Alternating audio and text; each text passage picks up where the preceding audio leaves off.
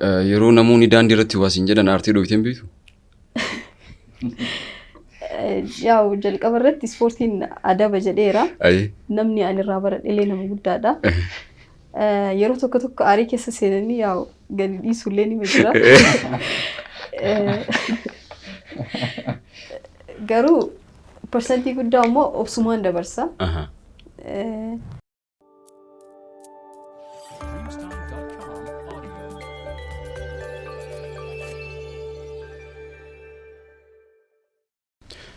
الشما هركفوني دعوتوتا زاد بودكاست السلام عليكم ورحمة الله وبركاته أكم جرتونا جيني برا ساف نمني ألاف مني بجراتني قويا هراك نجيتن جتا هرس ديفنيتني جرا كوبي مودنون موتنو جلو كابني كنا فيمو هر نموت ججبلام هرتي نمجودا هفتي أباك الروهندا هرتي بكر آدم مسين ترى هيو دانغان كم دانغ كتامورا nama ilaameetiniin daandii dhalootaaf ta'u arge nama hedduu dura haftee isaanii yookiin damee isaanii qabanneetiniin dhufneetiniin jirra. Kooch Jaabir Abdulqaadirii fi Kooch Bilqiisaa Ahmad kanaaf immoo jalqabarraa hamma xumura sagantaa keenyaatti faana nu fuudhaa yookiin qaamaaf qalbii nu duuka bu'aan affeerraa keenyaa sagantaan eegalameetiniin jira. Tole keessummoonni kabajamoon sa'aatii keessan qaalii irraa nuuf qooddanii waamicha keenya awwaatanii nu kabajanii waan istuudiyoo keenyatti nuuf argamtaniin maqaa Zaad Poodkaastiin galatooma ulfaadhaa isin jechuu barbaada. Keessummaa kabajamoo affeeruu keessaniif hedduu galatooma ulfaadhaa isin jedha. Hayyee kallattiimaan takka lama jechaa bifa bohaartiitiin bifa aartiitiin bifa taphaatiin waa hedduu akka wal barsiifnu abdii qaba. Kanaaf immoo isinis qophiidha jedheetiin ni yaada. Tole mee takka lama jechaatiin deemna. Kooch Jaabir Abdulqaadir irraan eegala. Beekam ture? Maasaalaa. Irraaftan jecha. Tole mee hawaasni hedduun isin beeka. Keessattuu immoo maqaa kilabii roobee of diraaganii namni isin hin beekne hagoodha jedheetiin ni yaada magaalaa Teenna keessatti. Mee hawaasaan hedduu wal baruudhaaf Kooch Jaabir Abdulqaadir hedduun dhaloota isaa eessa? Okay, bismillah alhamdulillah sallallahu alaihi wasallam. Akkuma beekamu iddoon dhaloota kiyyaas magaalaa Roobeeti. As naannawaa Odaa Roobee ganda duwwaa tokko keessa. Hawaasaan hedduu wal baruudhaaf iddoon dhaloota Kooch Bilqiisaa eessa? Okay, ani bakkeen dhaloota kiyyaa naannoo Saayimannaa jedhamu gobbarraa karaa deemsa xiqqoo bakka jedhamu Saayimannaa bakka jedhamu dhaladhee hanga ji'a jaha achi ture. Achi booda waggaa ji'a jaha booda karaa Gobbaatti dhufe. Gobba immoo waggaa lama erga ture booda magaalaa Roobeetti waggaa lamaaf ji'a jaha booda haga ammaatti magaalaa Roobee keessa jira. Kooch Jaabir Abdulqaadir ilmi namaa erga dhalatee addunyaan wal simee qilleensa addunyaa kana haguugatee dhandhamee booda gama waa barnootaatti ce'a, gama waa beekuutti ce'a, gama addunyaan wal simuutti ce'a.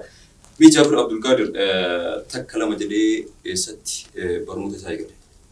Okay, ani barumsa kan eegale mana barumsaa sadarkaa tokkoffaa Madda Walaabuu achitti elementarii kutaa tokko hamma 8 achitti xumure. Achumaan gama Roobee high school yookaan sadarkaa lammaffaa high schoolii gamas dhufe kutaa 9 achumatti xumure jechuudha. Achumaan gama yuunivarsiitii dhuunfaa seenee diploomaa kiyya achitti hordofaa ture. Achumaan isas xumuraan gama digrii kiyya jalqabaa barachuu seenee jechuudha. Kan na fakkaata. Tole waan gaariidha.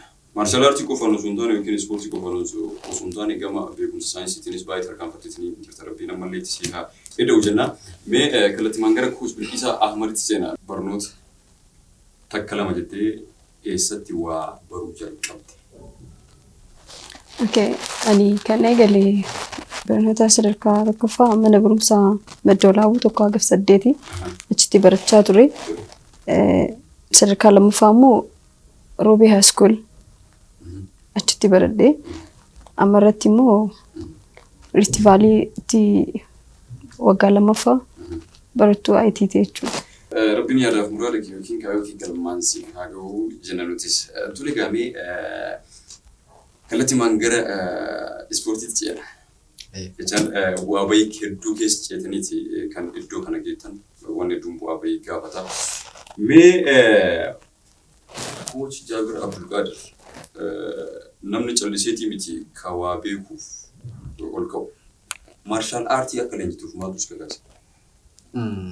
Dhugaa dubbachuudhaaf ani ijoollummaa kiyyarraa hin jaalladha. Maarshaal aartii ijoollummaa kiyyarraa sirriitti jaalladha. Muuviidhaan garaagaraa ilaalaa ture. Wanni akkan gama sochii kanaatti dhufu wanni na godhe filmoowwan garaagaraa yeroo duraan dhalataa roobetee muuviiwwan akshinii kanneen namni hin hordofne hin jiru jechuudha. Anis san keessaa tokko hordofaa ture garuu sirriitti hordofaa ture. San keessaa sochii gama warra ispoortii aadaa warra Chaayinaa kana hedduu jaalladha. Hedduu manattis shaakala osoo namoonni natti mul'isin. Hedduu shaakalaa ture kophaa kiyyaa akkuma arge godhadha. Achumarraa ka'ee fedhii gama ispoortii dhufuun qaba ture. Haa ta'uti yeroo kutaa tokko gama lamaa ce'uu na fakkaata. Ja'a lamaan hedduu san boqonnaa san keessaa ja'a samarii jechuudha. Tsara ispoortii tsara AIDS jedhamee iddoo jimnaastikiin itti hojjetamu jira. Achi seenee hojjetaa ture jechuudha. Achitti sochii tokko gama sarkasiitiin achitti godhaa ture. Yeroo sanis baay'ee jechuun qaamni kiyya sirriitti fudhata. Sirriitti fedhii waan qabu akkuma fedhii qabu sanii qaamni kiyyallee fudhata. Akkasumatti immoo bu'aan jirullee baay'ee bareeda jechuudha. Baay'ee bareeda. Achi booda naannootti illee hedduu ijoollee hiriyaa wajjin hedduu shashaakalaa ture. Achuma keessa gama karanaatti dhufe. Teekiloma jecha garana ceete. Sana booda hin teenne jechaan har'aatti yoo si ilaalu yoo si arginu hawaasni yoo si argu iddoo gaarii jirta. Galanni kan rabbiiti. Mee iddoon jalqabbii leenjii takka jettee yeroo leenjii jalqabdu eessatti jalqabdi? Jalqaba irratti akkuma jalqaba tuquudhaaf yaale bakka Tsara AIDS jedhamu san achitti wantichi akka waldaa wayiitiin achitti eegalee jechuudha. Sun gosa maarshaal aartii osoo hin ta'in jimnaastikiidha. Booda Barsaa Bakar naannawa tokko gallaa waliin ollaadha. Inni eegalee jechuudha. Inni eegalee gaafa guyyaa 3 naannawa gabaa gulliiti. Naannawa sanitti galma xiqqoo wayii fudhatee inni sochoosuu eegalee. Isuma biratti eegalee jechuudha. Jalqabni achi jecha. Jalqabni achi. Xumurri hoo? Xumurri hin qabu. Amma gammaatti sochii irra jira. Adeemsa keessa jira jechuudha. Xumurri isaa. Barnoonni xumura hin qabu jechaadha.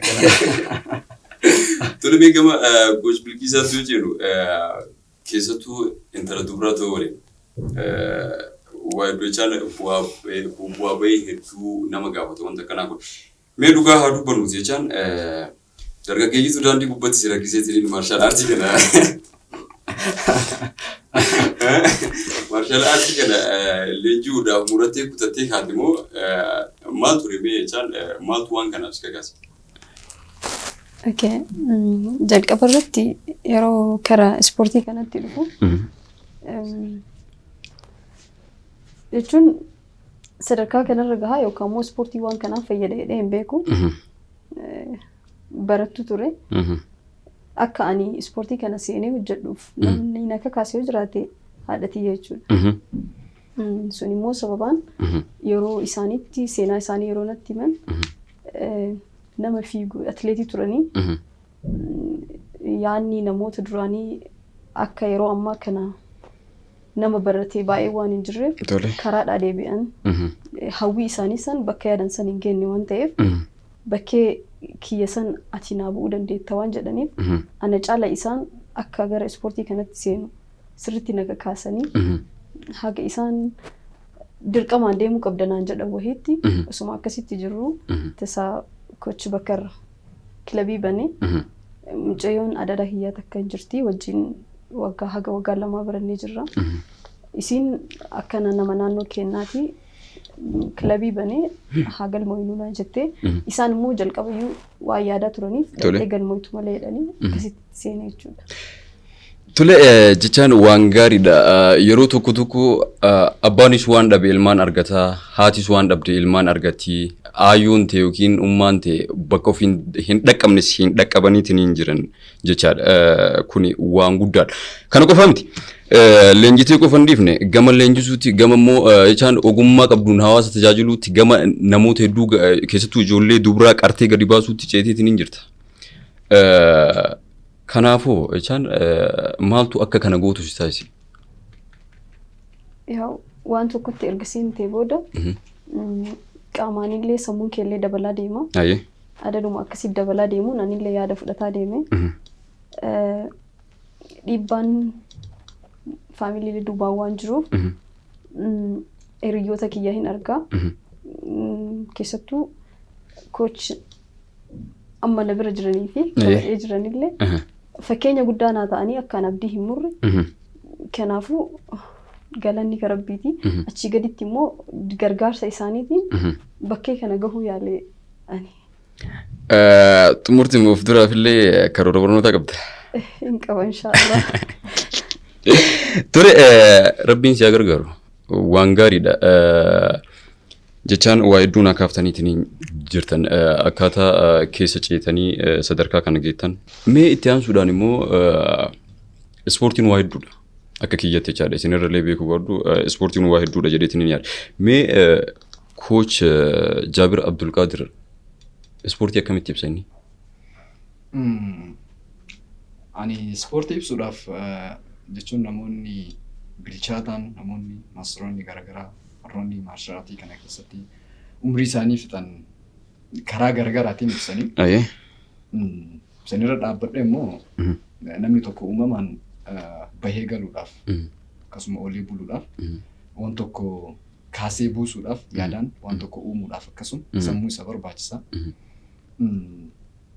Faayidaa ispoortiin qabu keessaa tokko sammuu keenya akka inni dipireeshiniidhaan hin miidhamne, dhiphinaan akka inni hin miidhamne, akkasuma fayyaa qaama keenyaa eeguudhaaf akkasuma immoo namoonni hedduun maarshaalaatii kana gama balaa ofirraa ittisuutiin yookaan immoo nama ittiin miidhuutiin karasitti fudhatanii haa ta'u garuu jecha tokkotu jira jecha hayyoonni maarshaalaatii kana irratti jiran ittiin ibsan. Wushu is not the way of fight, it's the way of life jedhanii ibsanii. Kana jechuun wushuun karaa ittiin ofirraa nama ittisan yookaan karaa ittiin nama atakaan yookaan ittiin nama dhahan qofa osoo hin taane karaa ittiin karaa jiruutii jedhanii ibsanii. Anis kana keessaan bahu jechuudha. Wanni an arge amma muuxannoo gabaabduu ganamarra jirtu tana keessatti an arge irratti ispoortiin karaa jiruutii jedheen ibsa. Waan gaariidha. Hawaasnis hedduun isaa haala kanaan akka hubatu abdii qabnaa. Waa hedduu dubbannee waa hedduu wal barsiisuudhaaf jechaan bu'aaraatumaan kan asitti wal genneef. Mee gama kooch Bilqiisaa Ahmaditti yoo cehumoo waa hedduu keessa dabartee bu'aa bahii kana hin jedhamne jechaan dubartummaa waliin waa hedduu keessa ceetee har'a sadarkaa leenjisummaa irratti argamta. Mee akka nama akka leenjistuu takkaatti akka ispoortii yeroo dheeraa akka ispoortii keessa nama yeroo dheeraa turetti ispoortiin guddina biyyaa keessatti akkasumas aadaa fi seenaa hawaasa tokkoo ibsuu keessatti gahee akkam taphata? Jalqaba irratti anaaf ispoortiin akkuma namni marti beeku fayyaadha. Namni ka fayyaa qabu miti yeroo tokko tokko mana yaalaatiyyuu nama dhibee garaagaraa akkas qabu ispoortii yeroo itti ajajaniiftu jira. Isarratti dabalee immoo karaa bakka shamarranii bu'ee ispoortiin maal inni yoo jedhe anaaf ispoortiin adaba yookiin immoo akhlaaqa waan jedhuun ibsuu hin danda'a. Maaliif namni ispoortii barate jalqaba irratti obsa qaba. Qaama caala sammuu nama jijjiira. Akkasitti amanuu qofa osoo hin ta'in waanuma mul'ataa jirullee namni karaa biraatiin hubachuu danda'a. Garuu ispoortiin adaba qaba. Namni ispoortii baratu tokko gorsatu achirraa kennamaa fi adaba yoo hin qabaatiin jalqabayyuu ka qabutu dhufaa yoo ka hin qabnillee karasitti yoo dhufu amala isaa santu jijjiirama jechaadha. Gorsii waan jiruuf Aye. kanaafuu waan hunda barsiisaa qaama qofa osoo hin ta'in sammuu jijjiira. Yeroo baay'ee obsa qabanii namni martuun beeka. Kanaafuu akhlaaq adaba yoo jedhee ibsee. Ispoortiin gaafa ilmi namaa ispoortiidhaan leenji'ee gadi ba'e namatu guddata jechaan sammuutu bal'ata namatu fageessee yaada jechaan haala ati naa kaaftirraa yoo hubadhu kanaaf immoo biyyitis nama akkanaa kana hedduu barbaaddi nama akkanaa kanaan utubamuu qabdi. Namoonni akkanaa kun immoo gaafa hedduu leenjii fudhatanii iddoo garagaraa deemuudhaaf yoo carraa argatan aadaa fi seenaa hawaasa tokkoo ibsuudhaaf gahee hedduu taphatan jedheetiin yaada. Galatoomii ulfaadhu turme gara Coach Jaabiritti yeroo ceenu namoonni hedduun akkuma ati sireef naaf kaasuudhaaf yaaltetti iddoo maarshaal aartiin yookiin iddoo sochiin qaamaa irratti hojjetamutti namoonni waan baay'ataniif yookiin dargaggeeyyiin umrii lafaa dhufaa kun achitti waan baay'ataniif akkasumas immoo achitti leenjiiwwan garagaraa waan kennamaniif balaadhaaf nama saaxila yookiin immoo ispoortiin jalqabumayyuu tiimiidhaan hojjetama yookiin gareedhaan hojjetama. Garee kana akka waan inni miidhaa kaasuudhaaf achitti ajajni akkasii sun achirraa itti kennamuutti hubatan. Mee akkamitti ibsitaati waan kana? Akkuma jalqaba ibsuuf yaale maarshaal aartiin akka ispoortii waliigalaatti yoo fudhanne namni hunduu uumama ilma namaarraa jalqabarraa yoo kaasee ilmi namaa hedduu jireenya ofii jiraachuudhaaf qabsoo hedduu godha. Jireenya wajjin qabsoo godha. Nyaatee dhuguudhaaf even qabsoo godheeti. Bineensa wajjin haa ta'u, ilma namaa wajjin haa ta'u. Maaliif yeroo hundaa namni hin jira, nama biraatti immoo diinni yeroo hundaa hin jira jechuudha. Diina karaa ilma namaatiin ta'e, karaa bineensa garagaraatiin ta'e jechuudha. Kana immoo akka maarshaal aartiin gosoota garagaraa haa jiraatanii malee akka waliigalaatti gaafa ilaalle jireenya ilma namaa irraayyuu jalqabee maarshaal aartiin hojiirra oolaa dhufe. Aadaan karaan ittiin ofirraa qolatan, diina san karaan ittiin ofirraa qolatan garagara haa ta'uu malee jechuudha.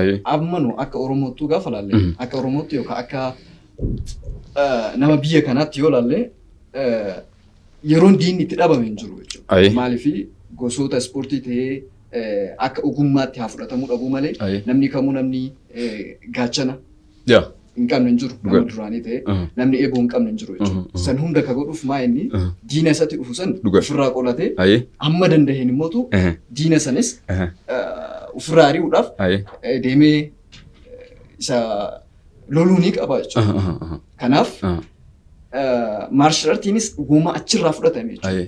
Uumama lafa jiru irraa fudhatame malee wanti haaraa inni uumamee kaayyoo kanaaf uumamee kaayyoo nama miidhuudhaaf uumamee jedhamu hin jiru.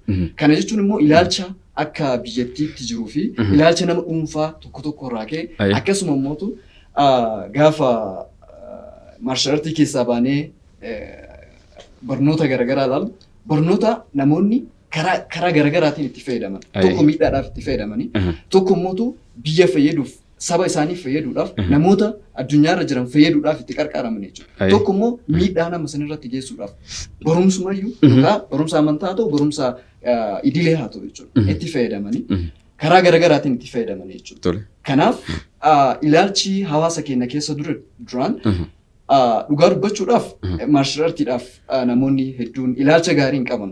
Sun immoo kan irraa eegale namoota tokkotu jira maarshaal aartii karaa hin taaneen kan itti fayyadaman jechuudha. Namaan miidhuudhaaf, namaan zarafuudhaaf, qabeenya namarraa saamuudhaaf karaa garasitiin warroota itti fayyadamaa turan ture jechuudha. San immoo namoonni hedduun hawaasni hedduun wanta san sammuu keessatti namni tokko gaafa namni tokko maarshaal aartii dalagee nama tokko ittiin miidhuu fi fakkeenyaaf namni tokko osoo dhufaa jiru ani maarshaal aartii dalagee fi namni biraa kan maarshaal aartii dalage gaafa nama saamuudhaaf walqixatti deemnu walqixa namni alaalaan walqixan hubatu jechuudha. Maaliif ani gaafa isa miidhee irraa fudhadhe maarshaal aartiidhaan baadhee deema. Namni dhuunfaa tokko immoo namni maarshaal aartiidhaan addee jiru deemee nama san gaafa miidhu maarshaal aartiin wanni isaa irratti rarra'ee hin jiru nama dhuunfaati. Sista nama dhuunfaati jedhamee fudhatama. Kanaaf ani gaafa maarshaal aartii san qabadhee deemu maqaa maarshaal aartichaa san diigaa jira jechuudha. balleessaa jira jechuudha. Namoonni asiin dura turan hunda osoo hin tahin namoonni muraasni sababa wantoota akkasii keessatti hirmaatanii godhaa turaniif disipiliinii yookaan naamusa maarshaal artichaatiin ala bahanii wantoota miidhaa akkasii godhaa waan turaniif ilaalcha akkasii hawaasni sammuu isaanii keessatti qabatee walii dhaamaa adda deemuun ilaalcha akkasii suni sammuu ilma namaa guutuu keessa seenaa dhufe na fakkaata. Haa ta'u garuu yeroo ammaatti ilaalcha akkasii illee hedduu jira jedhee yaadu maaliif namoonni hedduun barataa jiran jechuudha. Naamusa isaa guutuu hubataa jiran jedhee yaada. Kanuma. Ulfaadhu walumaa galatti maarshaal aartiin yookiin sochiin qaamaa akka qaba bakka qaba. Isinuu gaafa jalqaba leenjii kennitan haalaaf amala waliin kennitan akkaataa itti fayyadamaa waliin kennitan jechaadha. Tole galatooma ulfaadha. Kan itti aansu immoo dargaggeeyyiin hedduun kan maarshaal aartii keessatti jajjaboo ta'an ciccimoo ta'an dargaggeeyyiin ajaa'ibaa yeroo baay'ee maarshaal aartii kana keessa erga galaana maarshaal aartii kana hedduu daakanii maarshaal aartii kana waliin baay'ee deemanii booda duubatti deebi'anii gama araada wantoota garaagaraatti seenan akka namoo kana miti iddoo tokko tokkotti jechaadha. Kanaaf immoo kuni maaliif ta'uu danda'e? Fi immoo leenjiftoonni akka keessanii namoonni haalaaf amala gaarii qaban namoota akka keessaniin uf duuba deebisuu hin dandeenye immoo ifaajii akka keessan hin goone. Okay, galatooma asirratti namoonni tokko namoonni akkas godhan jiran eega maarshaal aartii hamma wayii deemanii uf duuba deebi'an jiran. Haa ta'u garuu baay'ina irratti gaafa hundoonni ilaalu namoonni maarshaal aartii keessa seenan hedduun isaanii irra guddaan isaanii araada garaagaraatiin namoota qabamanii miti. Namoota tokko daree dabreen argama wanti akkasii. Kanarratti akka naannoo keenyaatti warroonni akkasii maybe gama dhiibbaa gama faamiliitiin jiru ta'uu danda'a. Dhiibbaa gama hawaasaatiin jiru ta'uu danda'a. Malee namoonni maarshaal aarticha yookaan qajeelfama isaa guutumaan guututti hubatanii maarshaal aartii keessa seenanii itti uf kennanii jedhan wanta akkasii godhan jedhee yaadu. Namoonni akkas godhanis jiran jedhee yaadu. Maybe yoo jiraataniyyuu dhiibbaa gama biraatiin jiru. Dhiibbaa gama faamiliitiin jiru, gama hawaasaatiin jiru. Maybe dhiibbaan akkasii jiraachuu danda'a. Malee namoonni dhugaan maarshaal aartichaa qajeelfamni maarshaal aartichaa wanni hunduu disipiliinii qaba. Wantoonni akka wantoota biraarraa disipiliinii maarshaal aartii yookaan naamusni maarshaal aartii immoo hedduu ulfaataadha. Maaliif sochii gama wataaddaraatiin jiru isaan wal fakkaata. Isaan wal fakkaata. Hiika isaa irraayyuu gaafa jalqabnee ilaalla gama wataaddaraatiin wal fakkaata. Sochiin wataaddaraa mootu guutumaan guututti jalqaba irraa haga dhumaatti disipiliiniidhaan kan fireem ta'edha jechuudha. Kanaaf disipiliinichi keessaa bahuu hin dandeessu. Gaafa dhiittee baate immoo dhugaa yookaan disipiliinii sana sirriitti understand goone jechuudha. Sirriitti hubannu jechuudha. Maybe hanqina hubannoo irraa kan ka'e yookaan immoo hubatteetu hanqina karaa dhiibbaa sitti jiru irraa kan ka'e wantoota kana keessa seenuu dandeessa jedhee yaada. Araadaa fi ispoortiin wal faana deemuu danda'a? Gaafii bareeda. Araadaa fi maarshaal aartiin waliif ibiddaaf bishaani. Ibiddaaf bishaani. Maaliif kana jedhee jarri lamaanuu waliif diina. Ibiddi gaafa jiraatu bishaan jiraannaan gaafa ranna ibiddiin dhaama. Dhukkeen itti gaatee jira. So waliif deemuu miti. Walumaa galatti hin danda'amu. Gaafii keessaa waan hin danda'amne wayiiti jechuudha. Ibiddaa fi bishaan waliin deeman jechuun hin dandeenyu jechuudha. Waan gaariidha jechaan hawaasatti yeroo baay'ee gaafii ta'a. Namoonni tokko keessattuu namoonni suusii aaraa fayyadaman yeroo baay'ee aarri kun keessa namaa hedduu miidha. Ispeeshaalii somba maal kana yoo gaafiin akkanaa dhiyaatuuf ganama yoo itti fiin iyyuu maal waan jiru ta'a beektaa. Deebiin isaanii tolemee gama kooch Bilqiisaatti yoo ceenu maarshaal aartiin akka shamarree takkaatti akka nama waa hedduu dabarsee as ga'etti jireenya kee keessatti gahee akkam taphateetiin jira? Jijjiirama akkam sii fidee jira? Magaalaa kana keessatti miti biyya bira irratti iyyuu shamarran irratti baay'ee dhiibbaa qaba. jechuun naannoo ati jiraatutu murteessa. Akka nama adda wayiitti si ilaalanii amma baratamaa dhufe malee yeroo duraanii kararratti haga waasiin jedhu wayii fa'a. Erga si bira taran waan hin taaneen faasii tuqu waan akkasiisitti darbachuutu jira. Isaan hunda garuu nama kaayyoo qabu yoo taate jechi namaa jechi faallaa sammuu kee keessa jiru yoo ta'e si jabeessa malee si laaffisu. Ana sammuu kiyya irratti yeroo namni waasiin jedhu akkas miidhamtullee akka an nama jajjaba ta'u na godha wanti namni naan jedhu sun yookaan immoo nama hedduu miti namni muraasni akka irraa deebi'uufillee nama kara faamiliitti waa ergaa turanii anaa waa jedhanii na dadhabanii haga haadha tiyya bira dhaqanii maaliif hin dhiistu siin shamara haga jedhuunitti gahanii garuu akka ani nama jabaa ta'ee kaayyoo kiyya san qubanatti qabaaranii kanaafuu bakka isaan jibban san gahuu qaba akka jedhutti na deemsisee waan ta'eef kanaafuu dhiibbaa guddaan irra geesse alhamdulillah garuu bakka guddaa gahee jira jedhee yaada. Wantoonni akkasii sun riqicha siif ta'e jechaadha. Yeroo namoonni daandii irratti waasiin jedhan aartii dhoofteen beektu?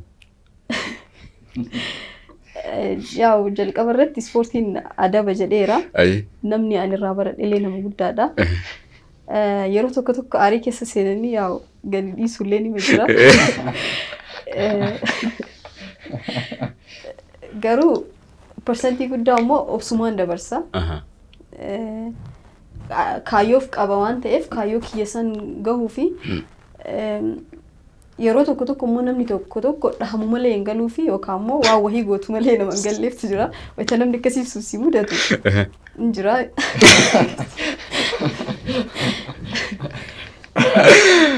Tole daawwattoota Zaad Podcast qophii teenatan muuxannootirraa namoota jajjaba lama waliin bifa bohaartiitiin, bifa aartiitiin, bifa hedduutiin, bifa hedduu taphatuutiin, bifa beekumsa hedduu walii qooduutiin waan baay'ee isiniif gumaachaa jirra jenneetiniin yaanna. Kanaaf immoo waddoo akka isaan nuuf ibsanitti ispoortiin dafqa hafuura gubataa baasee dhangalaasee sammuu bilcheessee qaama jabeessee irree cimsee keemikaala endorfiin jedhamu sammuu keessaa maddisiisee miira gaarii nuuf laatee gammachuu nu gonfachiisa. Kanaaf immoo maarshaal aartii dalaguun miseensa maarshaal aartii ta'uun aadaa isinitti haa taatu jennaa. Qophiin teenya hin eegalamte malee hin xumuramne. Kanaaf immoo isinis yaada isaa ta'u qeeqa garagaraa yoo qabaatan iddoo kooment jettu sanitti yookiin iddoo sanduuqa yaadaa sanitti nuuf barreessa.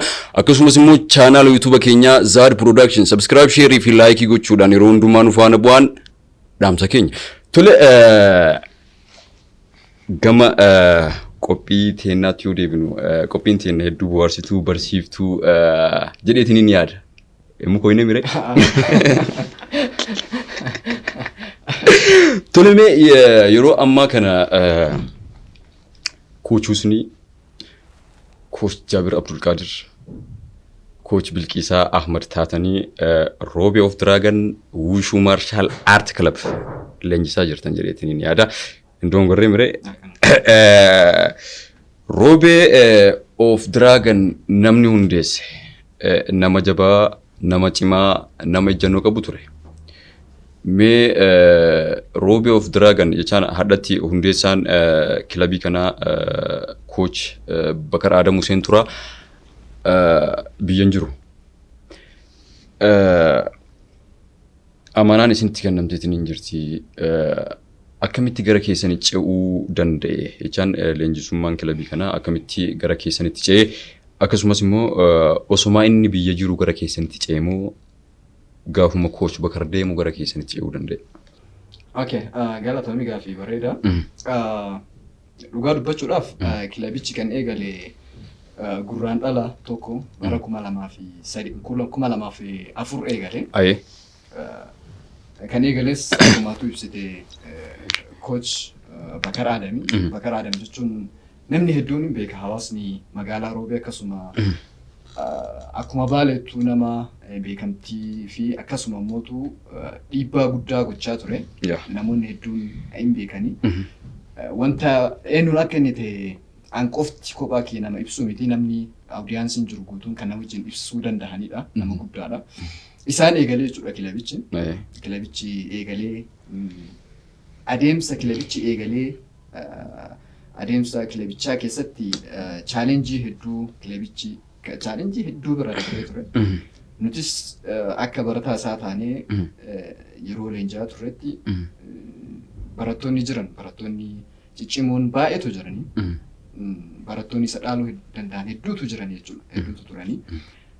Sunniin dhimma jireenyaatiif qilleensa biyya kanaa jijjiiratanii gama biyya alaati kan deeman hedduu isaaniiti jechuudha barattoonni isaa. Barattoonni Bakar. Warroonni wajjin leenjaa turan jechuudha. Haa ta'uti nama Rabbii bakka wayii kaa'uuf isa pilaan godhee isuma bakka kaa'ataa jechuudha Rabbiin. Haa ta'uti nutis akka carraa ta'ee deemnee hiriyoota keenya keessaa bakka kana Rabbiin nu dhaabe. Haa ta'uti Barsaa Bakar yeroo galma keessatti nu leenjisaa turetti waan hedduu irraa barannee jirra. Rabbii gaditti nu bocee asiin nu gahee jira. Yaadota gaarii, yaadota gurguddaa hedduu nu hammachiisee jira sammuu keenya keessatti. Akkasuma wantoota hedduu isarraa ilaallee fakkeenya guddaa nu ta'ee jira jechuudha. Akkasuma karaa leenjiitiin ta'ee akkasuma immoo karaa jireenya keenyaatiin jechuudha. Akka barataa siiniiriitti itti gaafatamummaa keenya baachaa ture jechuudha. Nama keessatti koochisnii fi anis jechuudha. Akkasuma kochipikii isaanii illee jirti. Nu sadiin taanee akkasuma hiriyoonni biraatis jiranii namoonni dhimmi jiruutiif addaan baane jechuudha. Hundi kennaa waliin taanee akka siinerii tokkotti wanta isarraa eegamu galma keessatti leenjii tokko yeroo inni hin jirretti bakka buunee ijoollee sochoosuudhaan akkasuma haalota tokko kilaba keessa wantoota jiran haalota mijeessuudhaan wanta san gochaa turre. Akkasumatti haalli biyyattii sirrii waan hin turreef innis biyyaa baqate jechuudha. Biyyaa baqatee naannoo ja'a 8-9 ture deebi'e jechuudha. Achi hedduutti nutis yeroo sanitti black belt ture sadarkaan kenna. Black belt kenna bakka inni hin jirretti fudhanne jechuudha. Barattoota jiran walitti qabnee nuufii kennaa jalqaba walitti qabamnee mari'annee akkamitti deemuu qabna. Leenjisaan kennaas hin jiru. So barattoota nu duuba jiranis baannee ufis baannee akkamitti gara duraa ce'uu dandeenya. Akkamitti amaanaa isaa kana baachuu dandeenya. Jennee teennee mari'annee karaa saniin karaa kaawwannee nu hunduu waliif ajajamuu hojii jiru waliif qoonnee barattoota barattoota 180 naannawa san jechuudha. Naannawa hagas gahan isaanis hojjechiisnee eebbaaf qopheessinee ufis hojjechiisnee eebbaaf uf qopheessinee guyyaa eebbaa geenne guyyaa san achirratti barattootaas sartifikeeta isaanii kenninee fi ufiifis sartifikeeta ufiif kennine jechuudha black belt bakka inni jiratti akkas goone. Haa ta'u turtii 8 boodanis gara biyyaa deebi'ee gara biyyaa gad deebi'ee haalonni tokko haallinnis akka inni bakka inni dhiise sanitti haalonni isa eegan hedduun turre.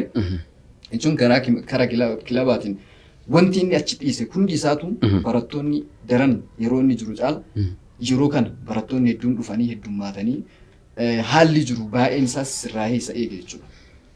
Yeroo inni deebi'utti amaanaa inni nutti kennu akkuma inni nutti kennetti daran sen caalchisnee akkasitti qabannee isaan eegne jechuudha.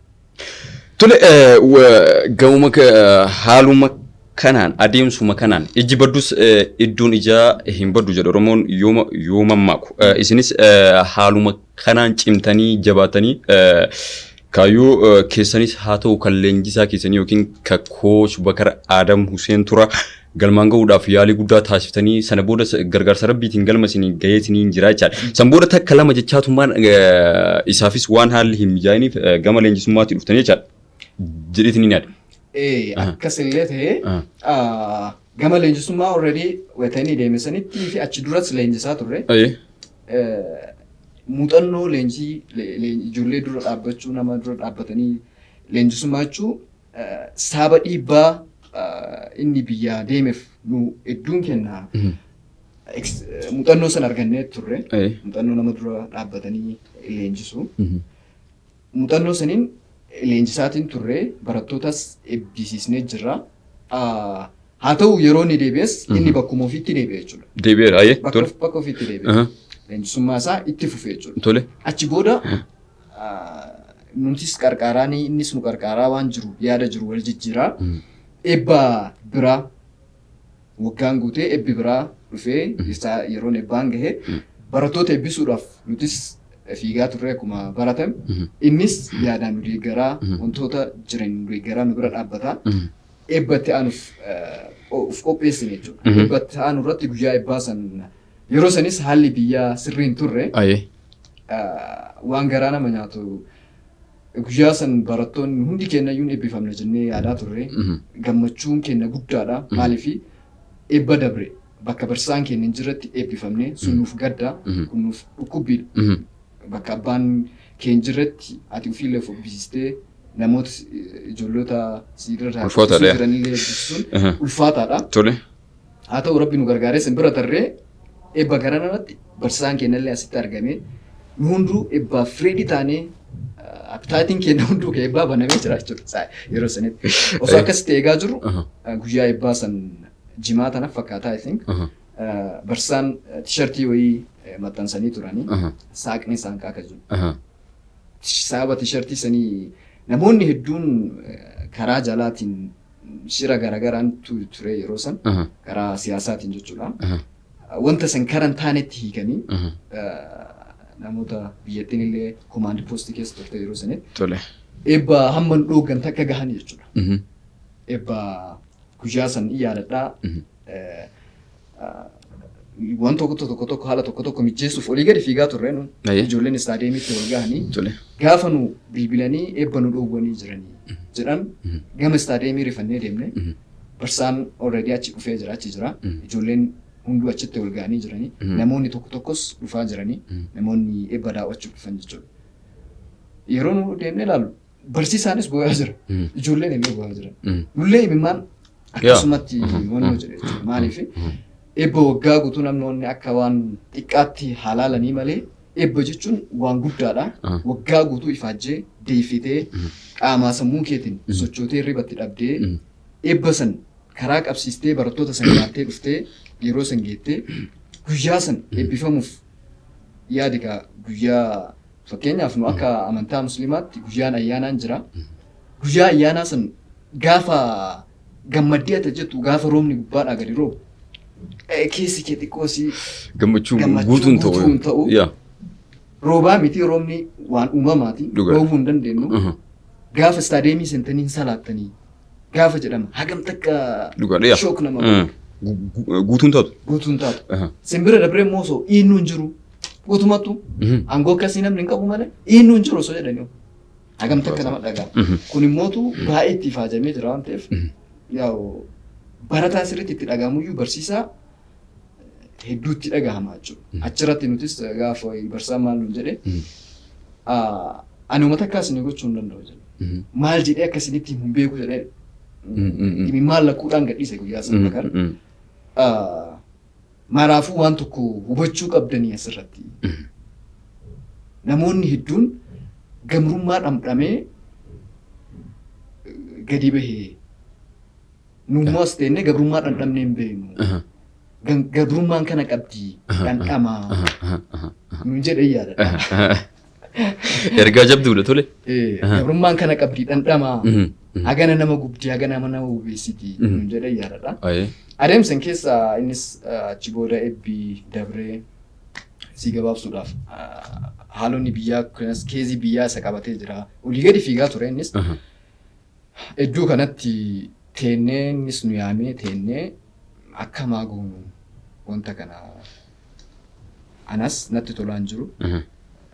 Isinis sadarkaan keessan sadarkaa leenjisummaa gahee jira. Yeroo hedduu kan baratame magaalaa keenya keessatti leenjisaan keessattuu sarkilii maarshaal aartii kana keessatti wanti jiru leenjisaa fi barataan wal dhaba yeroo hedduu.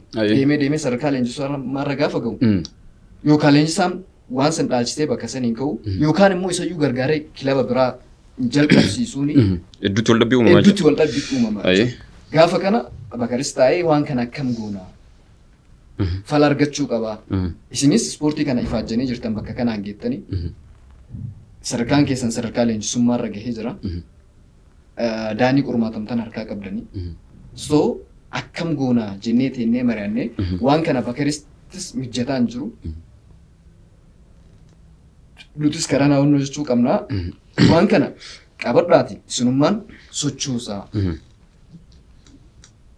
Isin jedhe. Nun jedhe jechuudha. Inni already addunyaa martial artii keessaa kophaa isaatti haa socho'uu malee haalonni jiran hin mijanneef. Jechuun haa ulfaatu. Leenjisaan akka isaatti ajaa'ibsiifadhu hin jiru jechuun leenjisoota magaalaa keenyaa hundaaf fakkeenya nama ta'edha jechuudha. Leenjisaan ati bakka kiyyaa bu'iti kilaba an dhaabe fudhadhuuti itti gaafatummaa keetiin sochoosii jedhee namaaf dabarsu hin jiru. Wantoonni rakkina ta'an hedduun waan san turanii achi as garuu rakkinoonni hedduun furamaa dhufan gama leenjisummaatiin leenjii gosa martial artii garaagaraatiin jechuudha. Akkasitti gama keenya cehee jechuudha. Bu'aa bahii dheertuu tana booda bu'aa bahii guddoo tana booda gama keessan cehe. Isinis hin teenne hedduu cimtanii dhaamsa isaas hojiirra oolchitanii gama barnoota eda'aatuutti illee ceetanii haga addaatu hin teenne. Ammas rabbiin isin haa qarqaru nama amaanaa namaa nyaatu osoo hin taane nama amaanaa namaa moor bakkaan ga'u rabbiin isin haa taasisu. Mee gama Coach Bilqiisaatti yoo ceenu immoo Coach Bilqiisaan jabana Bakar Adam Hussein Turaa yookiin Coach Bakar kilaba Roobee of Dragon leenjisaa turetti leenjiyaatiin turte. Gama leenjii ijoollee shamaraa jabanuma san keessa eegalte moo erga Coach Bakar amaanaa isinitti kenneen booda? Okay, ani kilabiin Coach Bakar akkuma eegaleen seenee bara inni jalqabee Coach Jaabir himanii jiranii.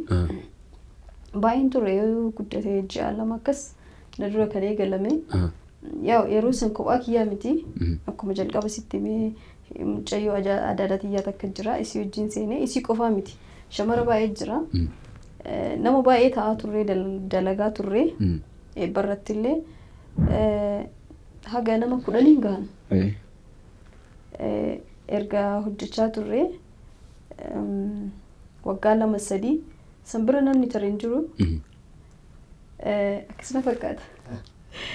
Ijoollee dubaraa keessaa? Ijoollee shamaraa keessaa. Sima qofatu? Ana qofa. Bakka biraatitti shamarri lama akka baratteen jirti. Coach Bakar bakka baratetti ijoollee lama amma biyya kana hin jiranii. Nutti dabalamanii waggaa tokkoffaa fi lammaffaa akkas waliin eebbifamnee turre. Waggaa sadaffaa yoo ta'u namni hin jiru. Waggaa sadaffaa akkas yoo ta'u barattuu mandariinaa takka jira gama amma barana Fibziiriidha. Isiin yeroo tokko addaan kutaa turte yaa hin jirti. Akka kilabiin dhaabateen garuu namni jalqabarraa haga sadarkaa shamarri black beltii fudhachuu gahutti anuma qofata achi keessa ture. Marruu haala jireenyaatiin ka biyyaa bahee jira kan bultii horatee jira. Garuu sadarkaa kanarra ka ga'e anuma qofa. Kilabii Roobee Dragon keessa jechuudha. Ammarratti garuu erga kilabii leenjisuu eegalee barana eebba amma eeggadda taree kana waggaa lammaffaa eebbisee amma immoo alhamdulillah shawara baay'ee qabna jechuudha. Erguma Coach Bakar dabarsee isiniif kenne booda jechaadhaati jechaan shamara leenjiftee qartee bilcheessitee ka gadi baasuu jalqabde. Erga Coach Bakar kilabii kana nu kenne akkuma jechuun kilabii kanarraa namni waan guddaa qabu ana caalaa Coach Usnii fi Coach Bakar Coach Jaabir hin dalagaa akkuma birataatiin dalagaa isaanuma biratti hiriiree jechuudha. Wanni ani ijoollee muraasa qofaa yoo artii ajajee maal jedhee malee akkasitti guutuun sochoosu isaanumatu ifaajee guddaarraa qaba jechuudha. Ani barataa ta'ee black beltiin qabaa daanii akkas deemnee turre yeroo jalqabaatii fi garuu waan duratti bahee akkas wanni jedheen qabu isaantu miidhaa guddaa yookaan immoo waan guddaa irratti dabarsee jechuudha. Garuu numaraafiyyu jechuudha. Coach Bakar jechuun nama beeku an akka isaanitti ibsu dabarsanii erga kennaniif nuu kennaniif booda jaratu ana caalii ijoollee kanarratti illee kilabii kanaaf illee waan guddaa kafalee jechuudha. Sun immoo isaan wanni jedhanii osoo hin taane ani baratama ta'ee hojjetaa ture garuu amma waggaa 2 jechuudha ergaa ijoollee shamaraa kana tokkosu. Gama oomisha yookiin atis firii gadi baasuutti kan eegalte waggaa 2 jechaadha. Kanaaf immoo biqiltuun yookiin biqiltoonni teessan jajjaboo akka keessanii akka ta'an nutis abdii qabna.